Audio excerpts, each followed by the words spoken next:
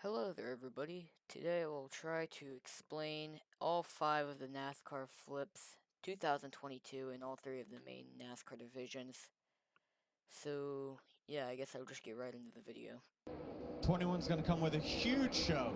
They are 2 and 3 wide behind him. Crossover, Here he that's comes. Austin Hill in the 21. Big crash, up and over. Caution is out.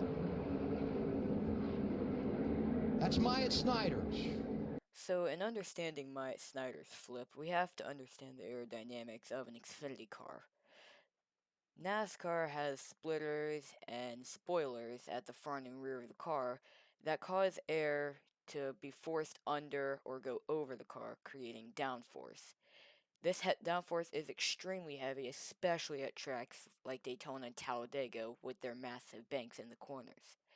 But this gets completely flipped backwards when a car is turned around the other way. So now instead of all the air going this way and pushing up over the car, all that air is now going this way and getting underneath the car.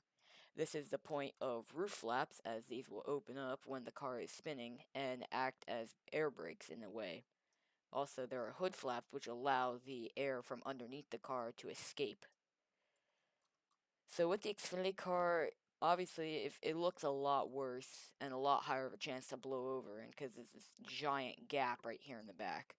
And we haven't seen too many Xfinity blowovers recently, which is pretty good. But when Mike Snider got turned around, all that air started rushing underneath it. In the meantime, the roof flaps and hood flaps did do their job and kept the car on the ground, but Mike Snider got hit in the front end, and when you get hit like that, obviously inertia lifted the back tires off the ground, and from there it just went up and over.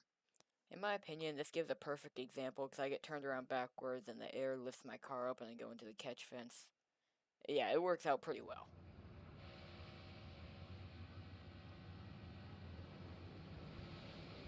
Come off the corner, the car got light exactly like I was talking about. Man, it went over too. I was right. Dang it. A lot of good cars. Okay, with this one, I'm going to try to explain this the best I can, but I'm honestly not even sure how this one happened. So, obviously Harrison Burton, he got turned right in front of the field and got clobbered pretty hard on this side. I'm wondering if that had anything to do with it, but what I'm guessing is, obviously you can see how lifted up this side is, and underneath this car it's actually completely flat. Then you have this notch in right here. I don't exactly know, but I'm guessing the air, obviously, the air got underneath here and it just threw the car completely up and over. So in this wreck right here, you can obviously see that I'm already beginning to turn him. And you can see how the side is lifted up because of how I hit him. And it just goes up and over once the air lifts it. I mean, this looks almost exactly like Harrison Burton's crash. Also, another thing I noticed here, when Burton gets turned, most of his hood and roof flaps stay down for a while until he's actually up in the air. Right about here is when he goes up in the air, and you can see his hood and roof flaps were closed for most of that time, not to mention the diffuser flap too. But this one is kind of just hard to explain because of how he blew over and the fact that nobody was around him when he did blow over. Like, nobody hit him or anything when he blew over. Oh, Suarez. Briscoe got into the back of Suarez, and he gets pounded. Dang it. Oh, Buescher's upside down. I think he hooked a drain. Chris Buescher's flip was the first flip in the next-gen car which was not caused by aerodynamics. It was actually caused by a wheel.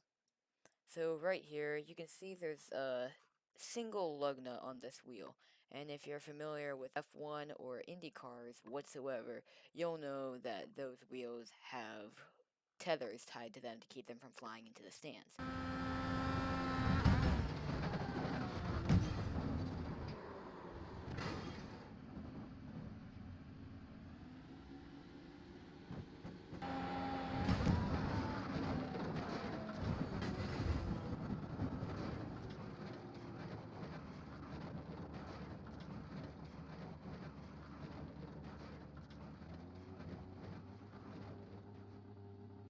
Well, NASCAR has the same ordeal. Let me show you an example.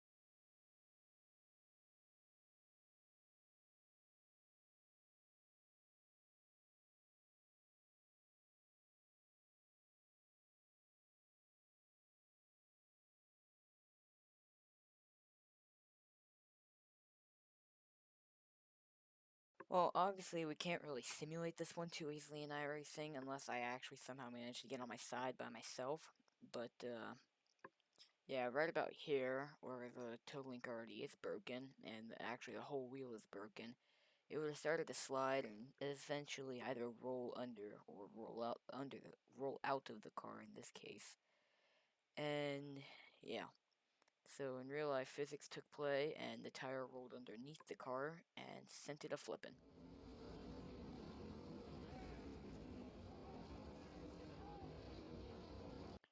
Jessica Friesen's flip was the only flip in the NASCAR Camping World Truck Series this year, and we can't really simulate it in iRacing all too well. So essentially what her truck does is it digs into the dirt kind of close to around here. We can't really tell exactly, so I'm giving about an estimation. And then when it digs in, it just does one rollover. Now, what it digs into is the apron, or I guess I think they call it the burn of Knoxville Raceway. I'm gonna go show you how uneven that is right now. So if I were to pull out of the pit lane and pull in right here, you can see that drop there. It doesn't seem too big, but run in a sprint car and you'll see it's a lot bigger than you think. Also, there are some parts where the burn actually connects to the track for anybody who's crazy enough to drive anything other than a sprint car here, say a late model or a UMP modified, so that way they don't destroy their entire car when going from the track to the burn. There are a few of these located around the track. The whole front stretch is connected for easy access to emergency vehicles and the victory lane.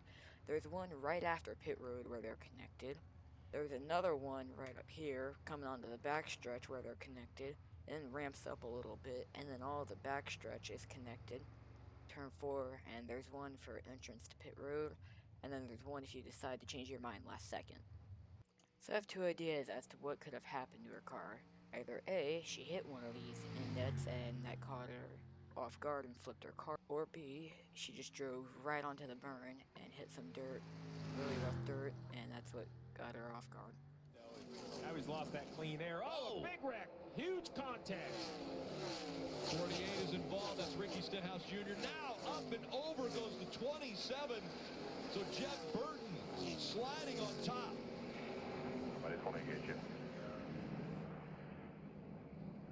So this one's probably the most simple flip of the season, and this was also the last flip of the season. So Jeb Burton, wall on this side, car on this side. So the car was applying force, obviously, to the left, and there was a wall there. That wall is solid concrete and won't move, but this car is still more force to, how do I say that, expose of. So all this force is kind of being put on Jeb Burton's car, and where else is there to go? Kind of can't go down because you have all of Earth there. Can't go to the right because that's where the force is coming from. And you can't go to the left because that wall is stronger than the air above you. So you go up into the air above you. So he basically ramps off the top of the car that was applying force to him and just rolls over that way. There's really no way to simulate this easily. Like I said, it's pretty difficult. It's a lot easier to simulate all the others because there are just problems with the car. But this one, no matter what you do, it's going to happen. This happens in like go-kart racing and everything. Anyways, I hope you guys enjoyed this explanation of all 5 flips in the National Series of NASCAR. Just remember that this was just the basics of the flips, explaining the flips, like not even the basics, like just basics of basics. This is just the skeleton of what happened. There's a lot more science as to what happened, and a lot more than what I know. So, I just tried to give a basic rundown in the most simplest way I could. So anyways, I hope you enjoyed. I'll try to do this at the end of every NASCAR season, but chances are I'm going to end up forgetting for 2023. And, see you guys in the next race.